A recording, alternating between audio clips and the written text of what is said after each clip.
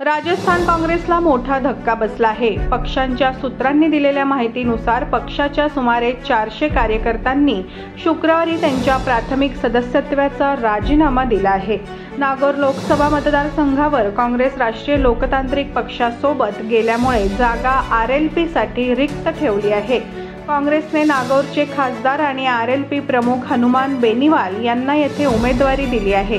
बेनीवाल यांच्या तक्रारीच्या आधारे सोमवारी नागौरमधील भाजपा उमेदवार ज्योती मिर्धा यांच्या बाजूने प्रचार केल्याबद्दल काँग्रेसच्या 3 कार्यकर्त्यांना 6 वर्षांसाठी निलंबित करण्यात आले।